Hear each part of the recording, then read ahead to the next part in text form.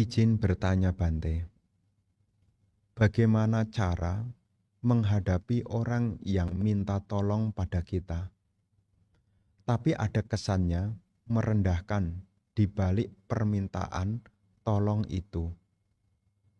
Apakah kita yang terlalu sensitif atau kita bisa sedikit mendesis untuk menunjukkan nilai kita?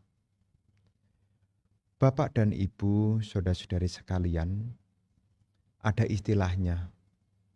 Kalau kita jadi orang serba tidak enakan, maka lambat laun orang lain tidak menghargai.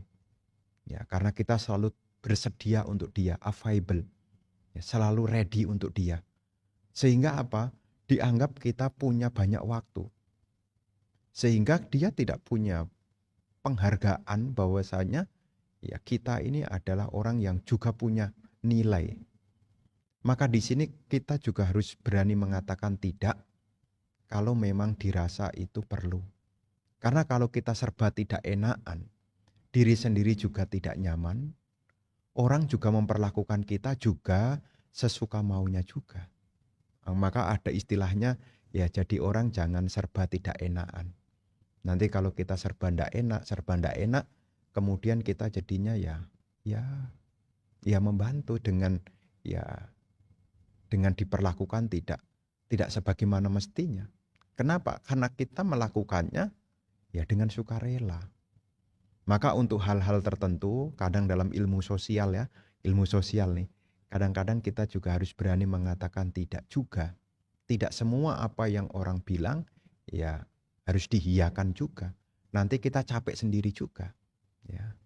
Lah Bante, kan saya mau menyempurnakan parami Bante. Lain cerita. Kalau niat kita ingin menyempurnakan parami, ya tentu kita harus membuang ego kita. Ya, namanya orang menyempurnakan parami itu tidak ada pengharapan apapun.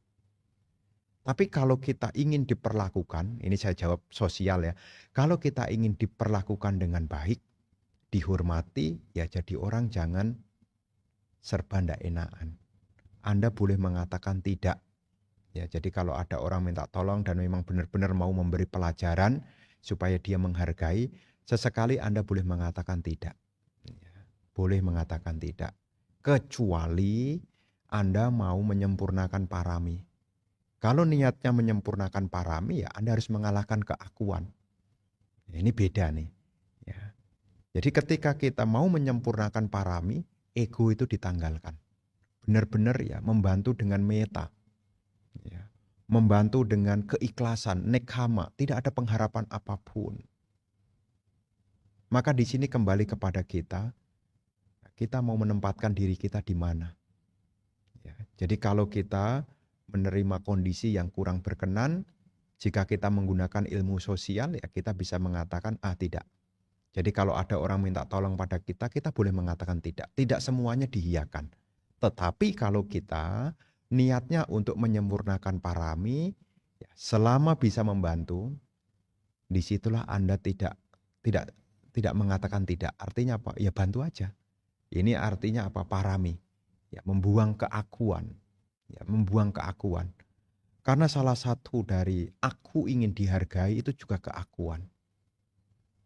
Ya, aku ingin dihargai, aku pengen dihormati. Ya. Tapi kalau tujuan kita untuk menyempurnakan parami, ya cara berpikirnya adalah ya sejauh bisa melepaskan ya dilepaskan, sejauh bisa membantu ya dibantu. Tidak ada pengharapan apapun, apakah pengen dihargai, tidak kepikiran itu. Kenapa?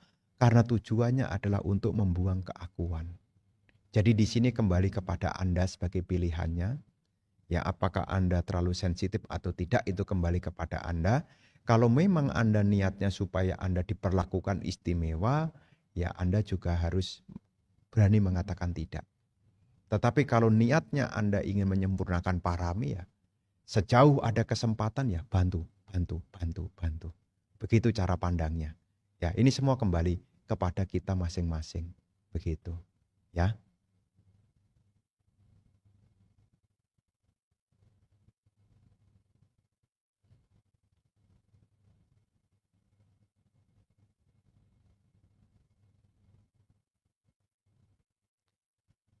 Wandami Bante, Saya sebelum mengenal ajaran Theravada, pernah ikut salah satu ajaran yang hanya memprioritaskan vegetarian.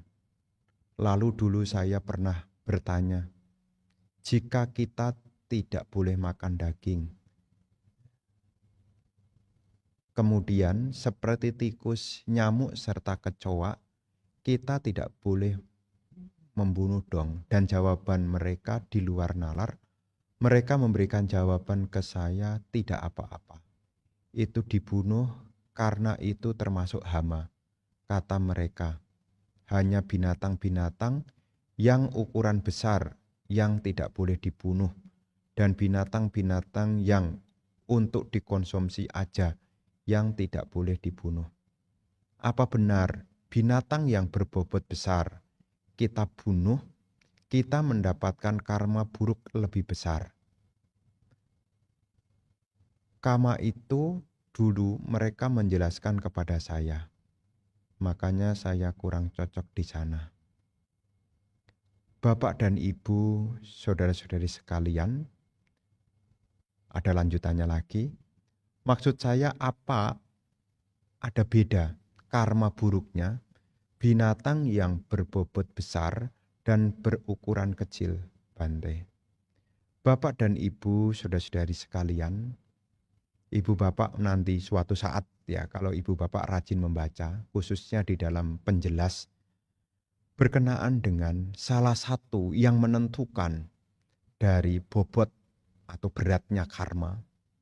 Ya, ketika kita melakukan pembunuhan makhluk hidup, ya salah satu yang menentukan bobotnya, ini salah satu yang pertama adalah kualitas batinnya.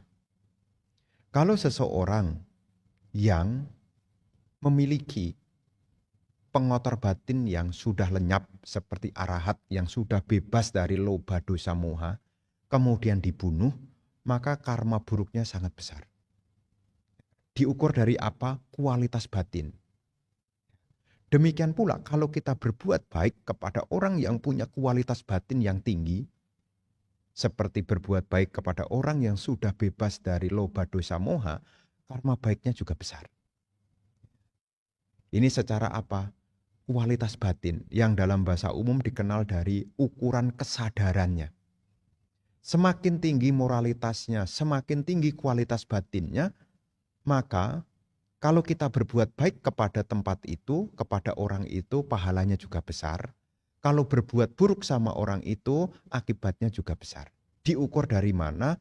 Diukur dari kualitas batinnya. Meliputi sila, samadhi, dan panya. Makanya kalau seseorang punya sila yang baik, ya, punya pikiran yang baik, punya kebijaksanaan, ya ini artinya kualitas batinnya tinggi. Kalau ini dibunuh, maka karma buruknya besar. Garuka kama, ya, aku salah garuka kama.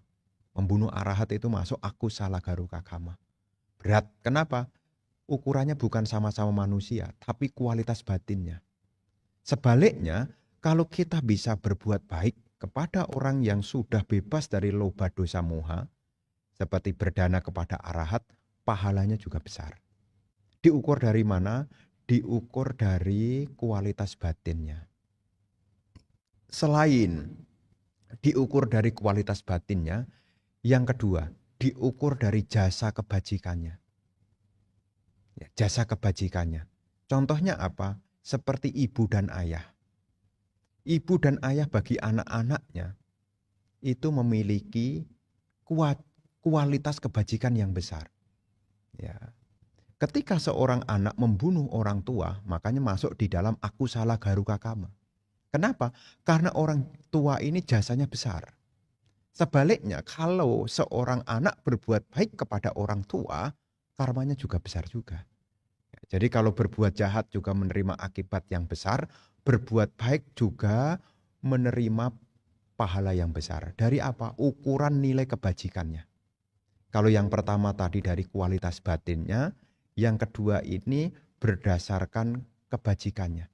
Ya seperti misalnya kepada ibu dan ayah. Selain ibu dan ayah, siapa lagi yang punya nilai kebajikan? Guru-guru. Ya, guru-guru. orang yang memberitahu kita tentang hal-hal yang baik. Kalau kita berbuat baik, membalas jasanya, maka kita membuat kebajikan.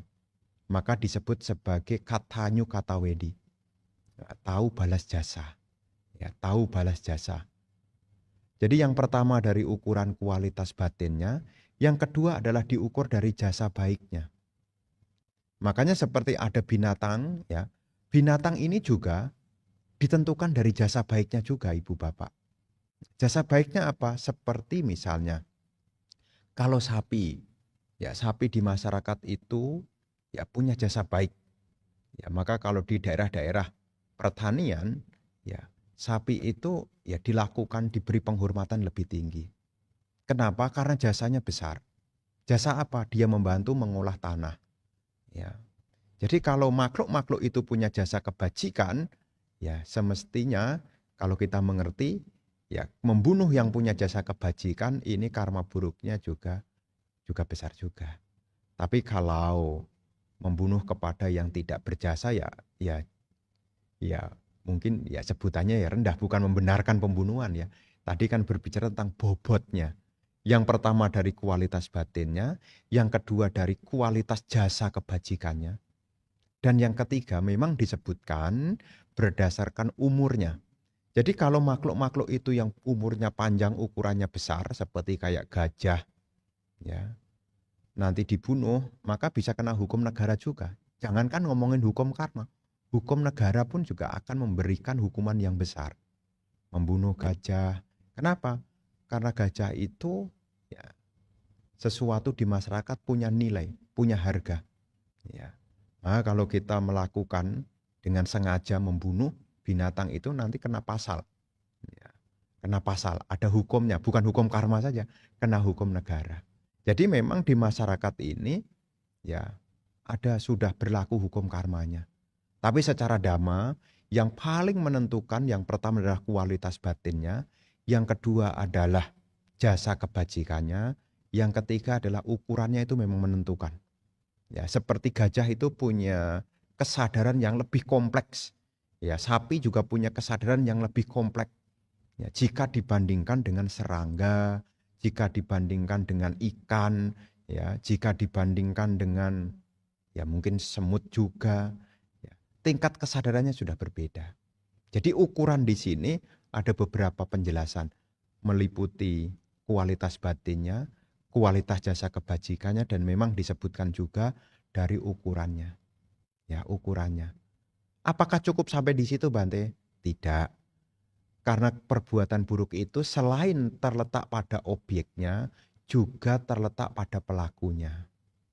Kalau seseorang berbuat buruk didasari dengan loba dosa moha, ya jangankan binatang yang ukurannya besar, nyamuk sekalipun, semut sekalipun, kalau dilakukan dengan dasar loba dosa moha, kebencian yang luar biasa, ya ini akan menimbulkan karma juga.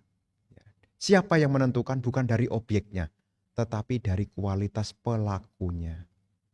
Jadi di sini Ibu Bapak, selain ditinjau dari objeknya, juga ditentukan dari pelakunya. Ya seperti dalam salah satu uraian yang ada di dalam Anguttara Nikaya. Ketika seseorang berbuat baik, juga ditentukan dari si pemberi dan juga si penerima. Si pemberi juga menentukan. Jadi pelaku juga menentukan. Ya, semakin seseorang diliputi dengan pandangan keliru, ya, ini aku salah kamanya, ini lebih besar. Jika dibandingkan dengan orang yang punya pengertian, sama-sama melakukan. Kenapa? Kualitas batinnya itu berbeda. Ya. Jadi kalau ibu bapak membunuh dengan tahu, sama membunuh dengan tidak tahu, itu nanti kualitasnya berbeda. Kenapa kok berbeda? Karena kekuatan loba dosanya juga berbeda. Ya. Kalau orang tahu, dia terpaksa membunuh. Jadi dia membunuh bukan karena loba dosa, terpaksa. Lain ceritanya kalau orang diliputi dengan ketidaktahuan. Dia membunuh dengan rasa senang. Nah, ini kan dari faktor apa? Pelakunya. Jadi selain ada objeknya yang menjadi korbannya, juga ditentukan oleh pelakunya juga.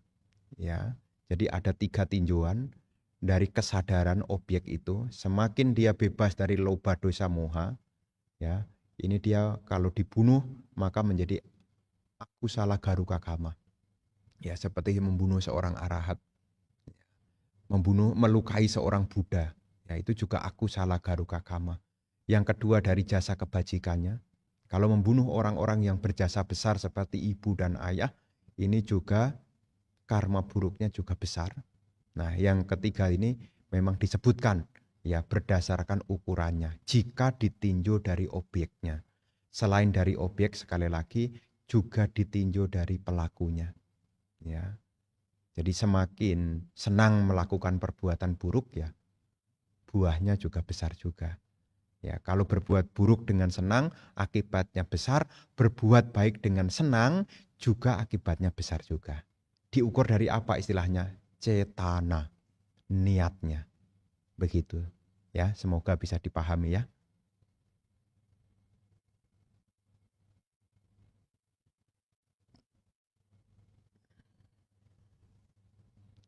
Namo Buddhaya Bante. Izin bertanya. Hal atau karma apa yang menyebabkan seseorang menjadi indigo?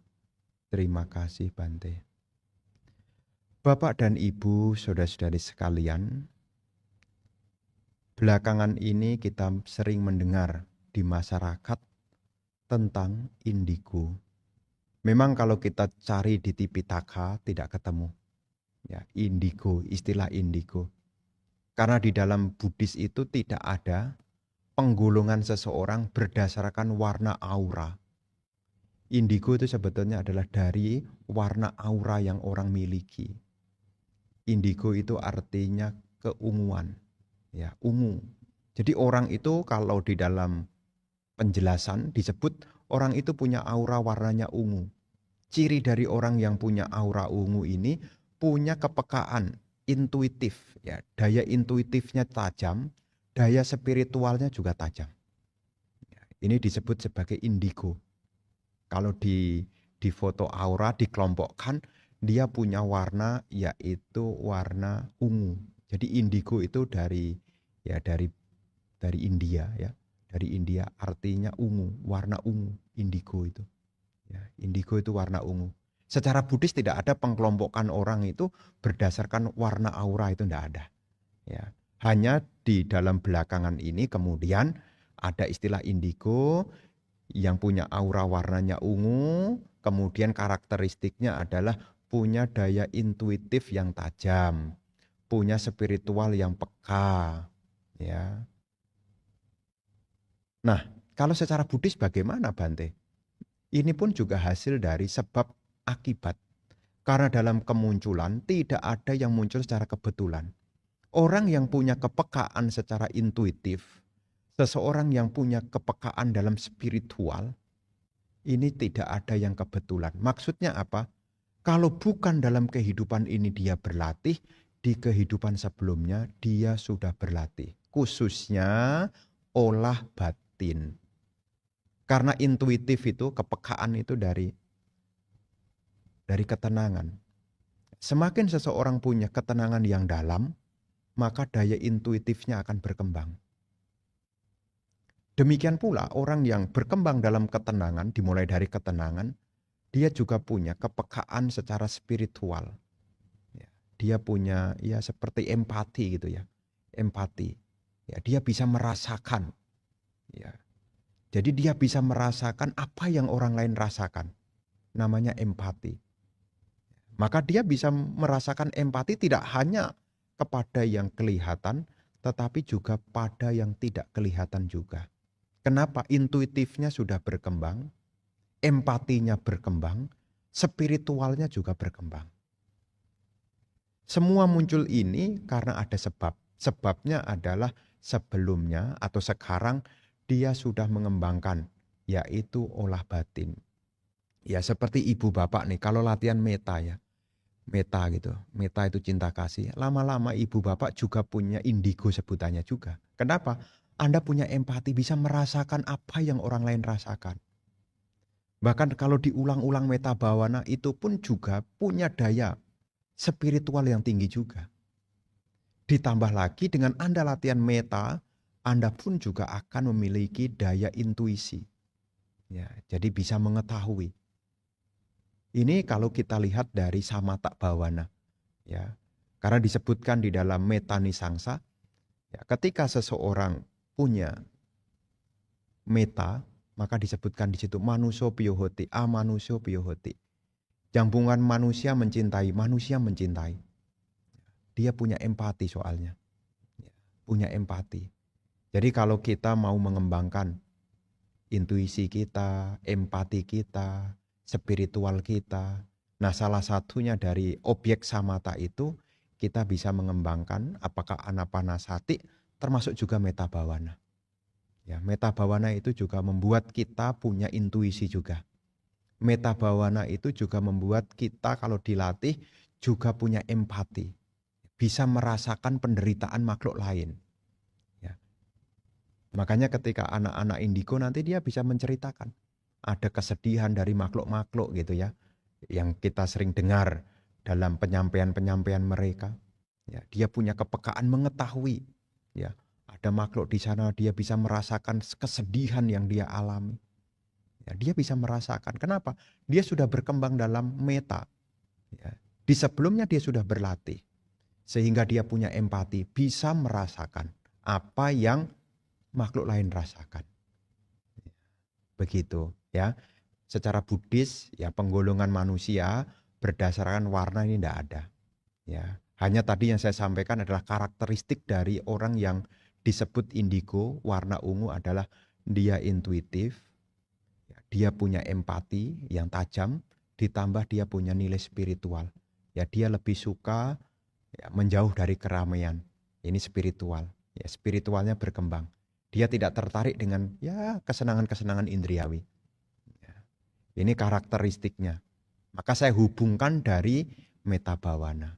Ya, jadi sekali lagi dalam Tipitaka itu tidak ada istilah indigo karena penggolongan manusia berdasarkan warna aura itu tidak ada. Ya, hanya belakangan dalam era belakangan ini ada istilah begitu. Nah, ini sekedar ya menambah pengetahuan supaya ibu bapak ketika mendengar indigo, apakah benar anak ini atau orang ini punya 3 kualitas minimal. Apakah dia punya intuisi yang tajam, apakah dia punya empati yang tajam, apakah dia punya spiritual yang tajam. Ya, spiritual itu ya lebih melihat ke dalam, tidak suka keramaian. Ya, begitu.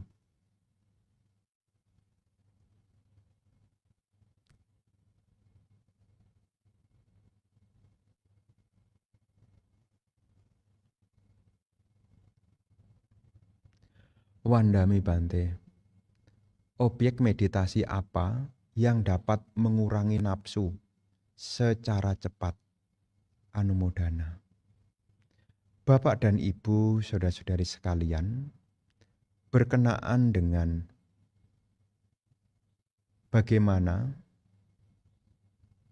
mengurangi nafsu, kita tahu bahwasanya dari mana munculnya kesenangan indriawi, dimulai dari pintu indria, ketemu dengan objek, khususnya objek yang menyenangkan, atau objek yang dipersepsikan sebagai yang menyenangkan.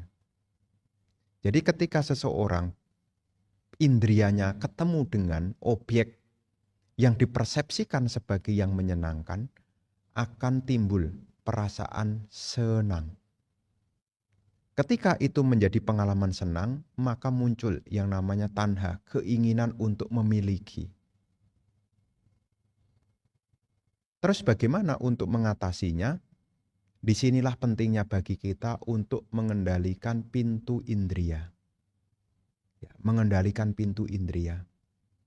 Dan ketika pintu indria kita bertemu dengan objek yang menyenangkan atau yang dipersepsikan sebagai yang menyenangkan, jika itu membawa pada hal yang kurang baik, maka sebisa mungkin kita bisa mengalihkan perhatian kita kepada yang lain.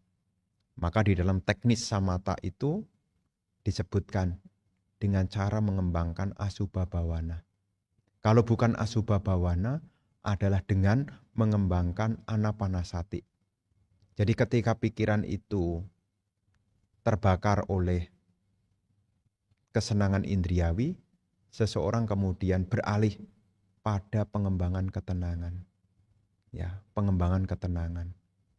Dan di sini kita tahu bagaimana kemunculan kesenangan ya dari objek yang diperhatikan, yang dipersepsikan sebagai yang menyenangkan.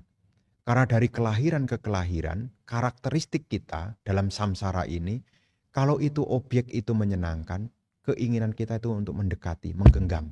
Ya, jadi kita ada keinginan untuk menggenggam. Jadi kalau ini menyenangkan, ciri dari tanha itu adalah kalau menyenangkan kemudian disebut ini milikku. Makanya ketika sudah menganggap milikku, kita akan selalu mengejarnya. Ya, belum dapat ya kita mengejarnya. Karena kita sudah punya persepsi ini milikku. Dari situ sebetulnya. Dari pintu indria ketemu objek yang menyenangkan. Pada saat ketemu objek yang menyenangkan, objek itu dipersepsikan sebagai yang menyenangkan. Muncullah yaitu nafsu keinginan. Dan ciri kalau itu menyenangkan, karakteristik yang sudah muncul dalam batin kita adalah kita punya anggapan ini milikku. Sehingga ketika belum dapat kita berusaha untuk mencarinya. Ketika sudah dapat kita pengen lagi, pengen lagi, pengen lagi. Kenapa? Karena kita diliputi oleh tanha. Anggapan tentang ini milikku. Terus bagaimana cara memotongnya? Anda bisa mengembangkan asubha bawana.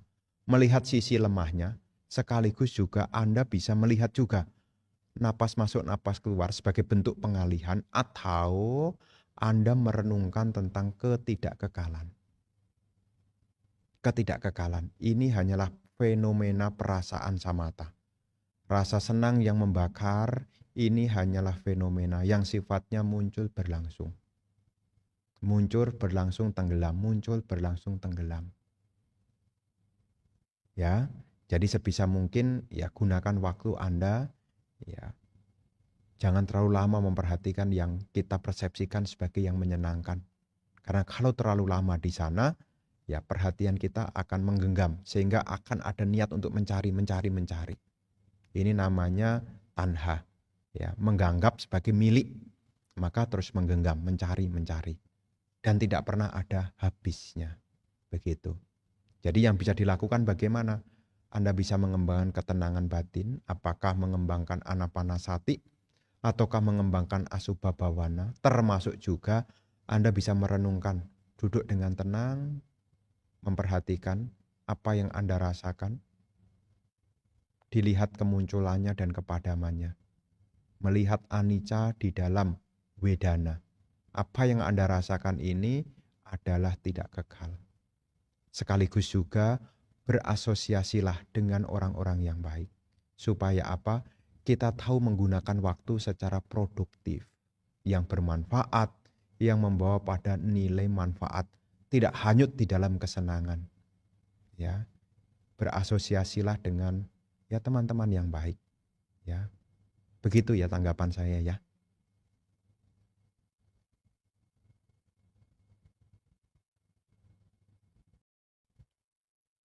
Wandami Bante, bagaimana menciptakan keharmonian antara genset yang tidak percaya agama, mau menang sendiri, playing victim, mudah stres, dengan generasi baby boomer anumodana. Para bapak dan ibu, saudara-saudari sekalian, tentu di sini kita berupaya untuk memahami ketika ada kelahiran, ada masa. Seperti tadi yang disampaikan ada istilah yakni genset serta ada istilah baby boomer. Baby boomer itu adalah ledakan penduduk yang lahir setelah Perang Dunia Kedua. Istilahnya disebut sebagai baby boomer. Jadi ketika Perang Dunia telah selesai, pertambahan penduduk ya meningkat. Nah, di sini Ibu Bapak, ketika kita lahir di era yang berbeda, tentu sebisa mungkin kita membawa kesadaran. Kesadaran untuk melihat kekinian. Kita tidak bisa membandingkan antara zaman kita yang dulu dengan zaman kita yang sekarang. Generasi sekarang yang tadi disebutkan Gen Z memiliki kondisi-kondisi yang tidak sama dengan generasi tua. Kenapa? Karena perkembangan teknologi informasi itu sudah berbeda jauh. Generasi Z di sini sudah masuk di dalam era perkembangan teknologi informasi yang begitu cepatnya. Sehingga segala hal disajikan dengan secara mudah. Untuk mendapat informasi, dia cukup mudah memperolehnya. Cukup menggunakan yakni media semacam internet. Dan ini muncul di era sekarang. Bagaimana menjaga keharmonian? Tentu sudut pandang yang pertama inilah yang harus kita mengerti. Jadi ketika kita berhadapan dengan generasi Gen Z, maka kita harus belajar dulu karakteristiknya semacam apa. Sehingga kita tahu kecenderungan-kecenderungan apa yang ada pada generasi itu. Jadi anak-anak muda yang sekarang ada ini sebutannya adalah Gen Z. Ya, mereka lahir ya di atas tahun 2000-an. Yang mana mereka punya kemudahan ya berbeda dengan yang era tahun 50-an. Ya, tentu ini sangat berbeda sekali. Sudah beda zamannya, maka juga beda juga cara berpikirnya. Jadi ketika kita bertemu dengan generasi sekarang, ya kita bisa mengedepankan. Setelah kita punya pemahaman, kita membawa pada rasional. Karena zaman sekarang itu tidak mudah percayaan. Ya, istilah populernya adalah skeptis. Skeptis itu tidak mudah percaya. Kalau zaman dulu, zaman di awal-awal kemerdekaan yang lahir di tahun-tahun itu, ya mungkin sekarang umur ya 60 60 70. Gampang sekali untuk percaya karena saat itu informasi tidak seperti saat ini. Ya, kalau dulu ada istilah pamali, ya. Pamali ini tidak bisa dilakukan, ini pamali begitu. Orang-orang tua dulu mendengar kata pamali ya tidak dilakukan. Ya, seperti misalnya, oh jangan nyapu malam-malam pamali. Jangan motong kuku malam-malam pamali. Nah, tapi kalau generasi sekarang ketika mendengar kata pamali, dia juga meragukan. Memang kenapa? Nah, dari sini kita tahu kecenderungan-kecenderungan dari generasi ke generasi. Sehingga kita setelah tahu, kita bisa memahami bagaimana cara berpikir dia. Karena zaman sekarang itu menggunakan pemrosesan data yang begitu cepat, maka ketika kita berbicara di era sekarang, menghadapi anak-anak generasi Gen Z, ya harus pakai data. Ya, tidak cukup dengan mengatakan, ini pamali. Tidak cukup. Harus pakai data. Ya seperti ibu bapak yang sekarang punya anak ya umur 20-an. Ya, ketika mendapat nasihat dari orang tua, dia skeptis, artinya meragukan. Memang kenapa? Jadi memang kenapa? Dia akan benar-benar yakin ketika dia ada eksplorasi sendiri, mencari. Ya, mendapat data informasi yang akurat, barulah ia percaya. Jadi tidak mudah untuk ya percaya. Kenapa? Karena dia sudah lahir dengan serba data yang serba mudah. Ya, cari apapun sekarang mudah, mau kemanapun juga mudah, tidak lagi katanya. Karena dunia sekarang sudah berkembang di dalam teknologi informasi komunikasi, khususnya perkembangan digitalisasi ini sangat kuat. Maka ketika menjaga keharmonian ini, khususnya kita menghadapi yang sekarang, yang sudah lahir, ya sekarang di atas umur 20-an ya, kita bisa melihat kecenderungannya. Ya, dia tidak mudah percaya kalau tidak ada data. Ya, dia pun kalau ada usulan, ya dia pun juga ada keberanian untuk mengajukan pendapat. Daya inisiatifnya ada, hanya masalahnya adalah mereka karena biasa mudah.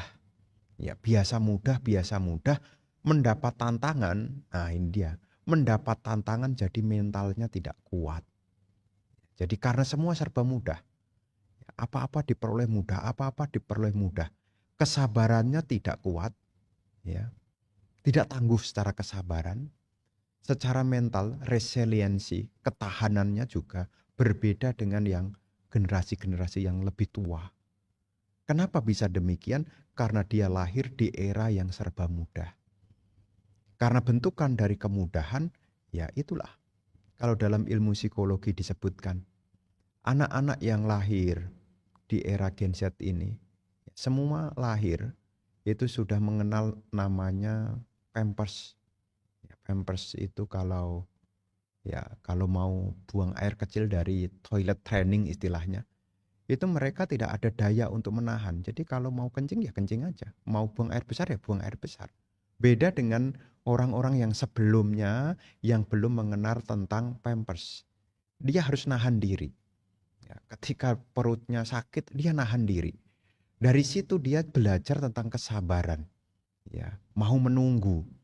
Beda dengan yang generasi Gen Z ini. Ya, karena dari toilet trainingnya sudah berbeda. Kalau toilet training zaman dulu, ya disuruh nahan. Ya, kayak kita ingat waktu kecil gitu ya. Kemudian kalau perutnya sakit jauh dari WC, kemudian disuruh ya ada di daerah-daerah itu ya suruh pakai tangannya diikat pakai karet gelang, disuruh ngantongin batu gitu ya. Kalau anak-anak Gen Z ya dia enggak bisa gitu. Kenapa? Karena dari kecil dia sudah dipermudah dengan kemudahan-kemudahan. Maka wajar saja jika ya, dia punya mental juga rapuh. Kenapa? Dibentuk oleh budaya. Ya, jadi di sini kita tahu ibu bapak dari generasi ke generasi punya beda lingkungan, maka kualitas batinnya juga berbeda. Ya, ketangguhan cara berpikirnya, tanggung jawab secara mentalnya, ini sudah berbeda. Kenapa? Karena dibentuk dari era yang mudah. Ya, makanya wajar saja jika dia gampang menyerah, gampang stres. Kemudian kalau disalahkan dia gampang berpain untuk jadi korban gitu ya. Karena dia sudah belajar dari apa? Informasi yang didapat ini. Jadi di sini pemahaman itu perlu kita lakukan, dan untuk menjaga keharmonian tentu cara pandang kita yang harus paham. Sehingga apa? Kita menghadapi mereka dengan kesabaran. Ya, ditambah lagi tadi Bante sampaikan, dia tidak mudah percayaan. Ya, sehingga apa? Harus dipancing ketika kita berhadapan dengan mereka, ya kita harus pakai data yang sifatnya empirik, yang bersifatnya real, bukan katanya. Ya, dia percaya pada yang empiris, yang bisa disaksikan. Dari situ kita akan tahu bagaimana menghadapinya. Ya, jadi dengan sabar kita mempelajari karakteristik dari Gen Z ini. Kita tahu dia lahir dari serba mudah. Yang baby boomer ini lahir dari serba sulit. Ya, maka ya wajar saja jadinya juga berbeda. Dari situ kita punya pemahaman. Kalau kita paham, kita bisa menempatkan diri di kondisi yang sesuai. Ya, kita bisa memaklumkan dan kita juga bisa membawa dia dalam keterlibatan khususnya, ajak mereka untuk berpikir. Karena dia percaya kalau dia pakai data. Ya, dia baru percaya kalau melihat. Karena kecenderungan dari dia adalah lahir dari kemudahan. Begitu, ya. Ini tanggapan dari saya begitu.